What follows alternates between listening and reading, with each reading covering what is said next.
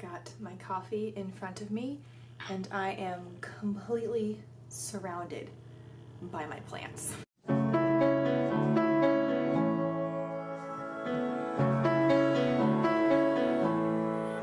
Hey guys, it's Hannah and today I am going to recommend books based off of my plants. Now first of all, a disclaimer, I'm not a very good plant mom. Most of these I do not know what they are. I just thought they were pretty and so I bought them. That being said, that means I also don't really know how to care for them. So I just water them every now and then. The ones that look like they need more water, I water them more often than the others that seem like they don't need more water. And so far we've been doing okay. Since I've been here, I've only killed a fern. Actually, that's a lie. I killed some succulents too. Okay, so a fern and 3 succulents and another. Shoot. Okay, I'm not the best plant mom, throwing that out there. I just love to have plants in my room. They make me happy. Sometimes when I'm having a bad day, what I do is I go and I buy a plant. I currently have some pots that still need plants, so I'm still chugging away in the purchasing of plants. And it's not going to stop. I'm about to have another free pot, which is very sad, and you'll see that in a second. I also tried to do books that I haven't talked about in a while on my channel, so kind of, you know, get them back into y'all's minds and be like, hey, remember when I read this like 2 summers ago?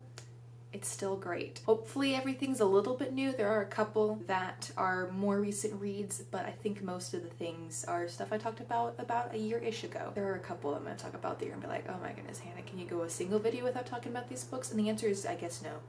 Sorry. Okay, so first I'm going to go over the plants that are on my nightstand. I'm going to kind of loop around from back to front like that. It's a bit crowded because my nightstand is the closest vantage point to the window.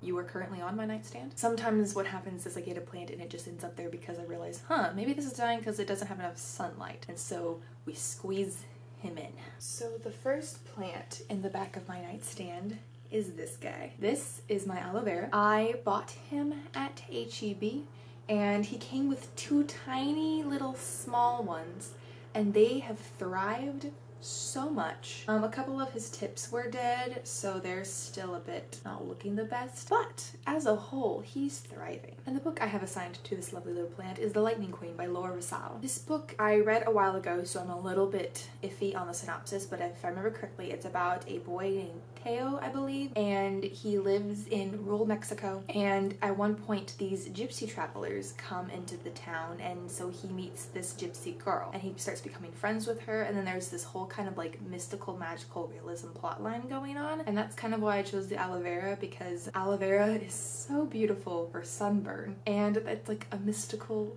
healing property. Does that work? Does that make sense? I'm going off on a limb, no pun intended, for all of these books, so just know that right now. But yeah, aloe vera, it's healing. This book was very healing and it was just so sweet and I loved it so much. Has magical realism, has I believe like a 3-legged goat, a bunch of like odd animals, there's a duck in there. It was just a fun book, highly recommend it. The next book on my nightstand technically goes on my desk, but he's been on my nightstand for a while because I'm hoping the reason he's dying is lack of sunlight, and I'm hoping if I put him on my nightstand that fixes that. But he seems to still be dying, so I don't think it was the sunlight. Maybe he has too much water. I might just like try and repot him completely. I don't know. But that is this little guy. I thought he was string of pearl, but I don't think he is because his like little thingies are pointed. I don't know if you can see that. Like they're pointy, and can you kind of see in his pot? Like he's yeah. So I don't think he's string of pearl, but if he is string of pearl, they don't like a whole lot of water. So I might try and repot him and save him, but he might be too far gone. I don't know. But since he is dying, the book I have assigned to him is To Stay Alive by Skeela Brown. This book caught me by surprise. It was fantastic. It's about a family who goes in a wagon train to California and they hit some roadblocks along the way, and it is told through prose, and it is told in such an interesting way. Like some of the pages, the text looks like a circle, some it looks like a lightning bolt. Like it's super cool. And then you get to the end and just something happens that is just so jarring. It's a great book. It's probably the best Wagon Train West book, or even movie maybe, that I have seen.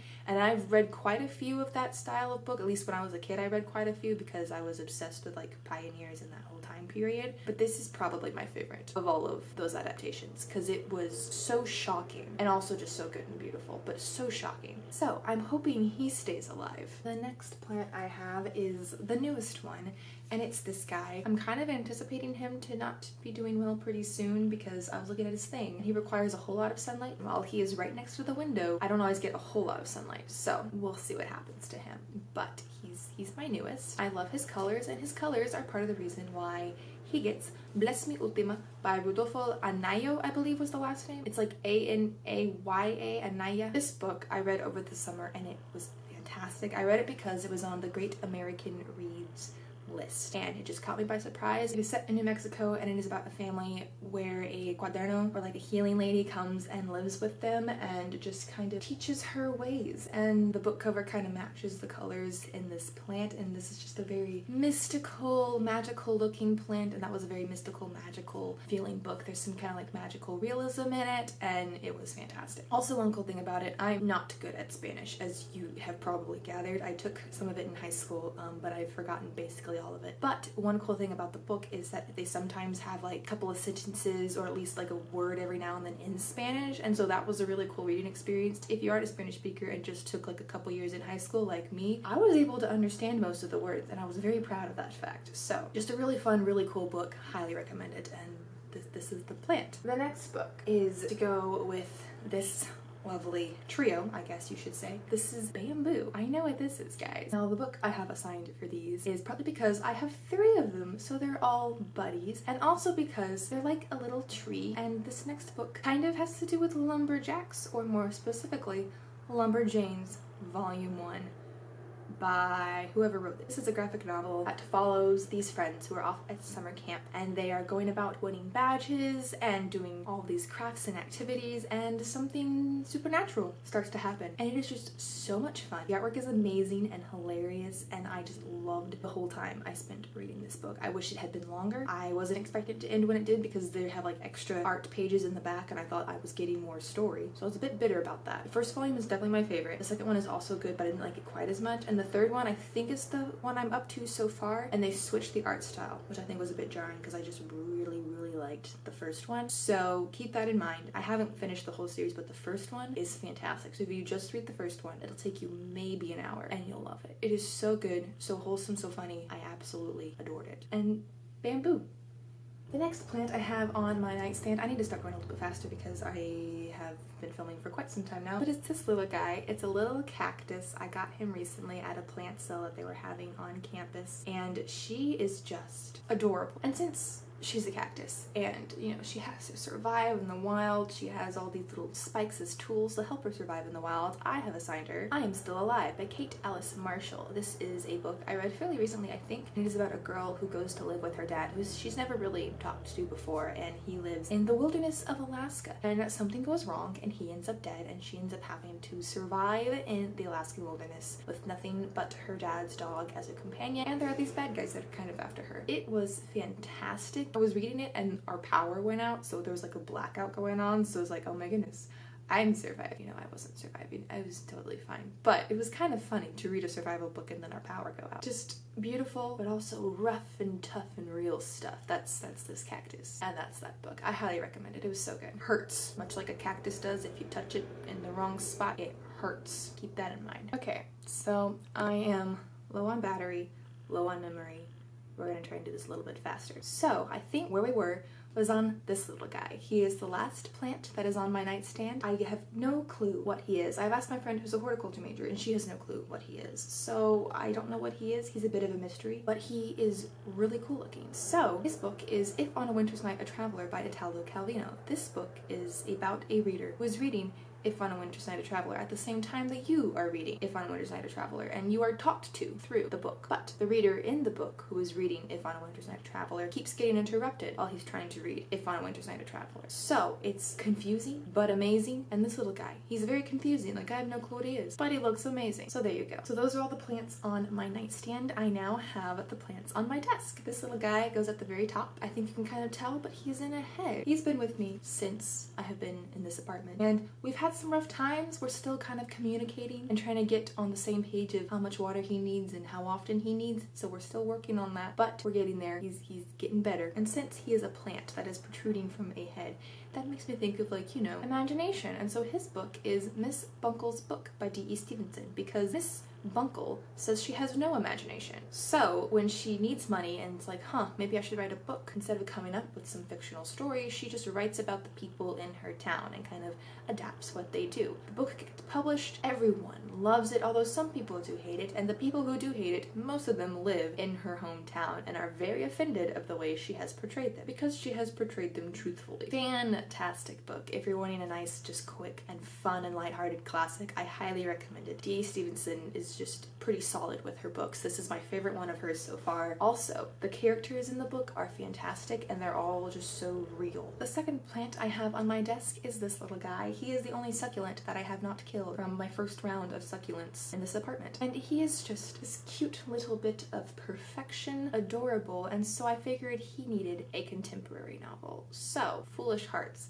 by Emma Mills, which is perhaps my favorite contemporary book. This book, I am blanking on what happens in it, but I know it follows a girl who is in this school and she's assigned to work on this project with a girl who, they don't really like each other. They don't do well in the project, so the teacher makes them both work in a play that is happening where it combines their school with another neighboring school, and so she starts hanging out with those people, meeting new friends. It's absolutely adorable. I highly, highly, highly recommend it. Now we are on to the plants on my nightstand, and the first one I have is this guy. He has also been with me since the dawn of this apartment, and he has some brown leaves here and there, but he's doing okay. He's chugging along, and he's just a very wholesome looking plant, just a very classic and wholesome looking plant. And so I'm recommending the Mother-Daughter Book Club series by Heather Vogel Frederick. These books are about, I think it's 5 girls. It's been a hot minute since I read them, but they're about these 5 girls who are all pretty different. They start when they're in middle school and they kind of follow them off through college, and their mothers are all friends, and they decide to start a mother-daughter book club. And at first they aren't really a huge fan of this idea, but it ends up working out, and it's just such a great and wholesome series. I highly recommend it to anyone. My mom read these aloud to my sister and myself, and that was just an amazing experience. So they're a great read aloud book if that's something that you do with your family, and I just highly, highly recommend them. They were so good. So good. The next plant I have is this little guy, and he's technically just in this pot. This is a candle holder that one of my friends gave me, and I just kind of set him in there so it has some use, and like, just, you know, kind of looks nice. So this plant I got from my aunt because I went to visit her and my cousin, and I found this pot at an antique shop, and then I was like, I need a plant for it. And so she just plucked some cacti out of her pot in her front yard, and so I got these guys. And so, since they have traveled with me, the book I have assigned to them is How to Travel Without Seeing by Andres Neumann. This book is about a writer, and he needs to write a new book, but he's going on a book tour, so instead of trying to cram writing a whole nother like fiction novel into his crazy schedule, he decided he would just kind of write a diary about his travels and then publish that. And so this is the publication of that, and it was just a fun book, and I love the concept. The final plant I have, my battery's blinking, so we're gonna try and do this super fast. Y'all know him. Since he is kind of a fan favorite, I have decided to list off 3 of my all-time favorite books because I can't go video without talking about them. Also, this is just a dead flower that I got at a gala event I went to, and it just kind of ended up with him. 3 books that I love. I talk about them so much, so I'm not gonna go in too much depth. But The Thief by Megan Wallen Turner, this is the second, or no, this is the third. This is the 3rd book that I'm holding up, but this series is absolutely fantastic. It is about a thief who has to steal a kind of queen's gift because he's being forced to, and it's just fantastic. The world is fantastic. The characters are fantastic. Highly recommend. Next, we have Weekends with O'Keeffe by C.S. Merrill. This book is about C.S. Merrill and her time when she worked for Georgia O'Keeffe as kind of like a librarian, companion, secretary, just kind of a does a little bit of everything kind of person. And if you want to fall in love with Georgia O'Keeffe,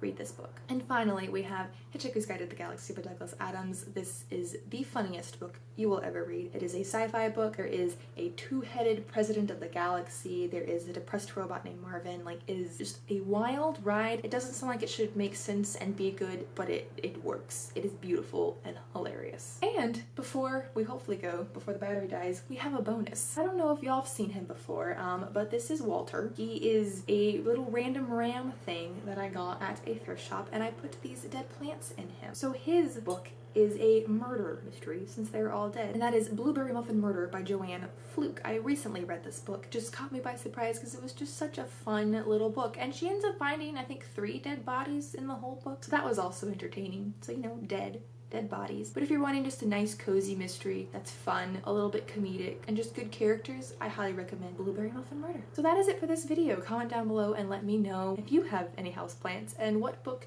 you would assign to your favorite houseplant, or all of them if you want to list out all of them. Also comment down below and let me know, 1, if I should have names for all of my plants, and if so, what you think they should be, and 2, which of my plants was your favorite. My favorite at the moment is probably this little gal or this little guy. I really like cacti, so these are my 2 favorites at the moment, I think. So that's it for this video. I hope you enjoyed it, and I'll see y'all again in another one soon.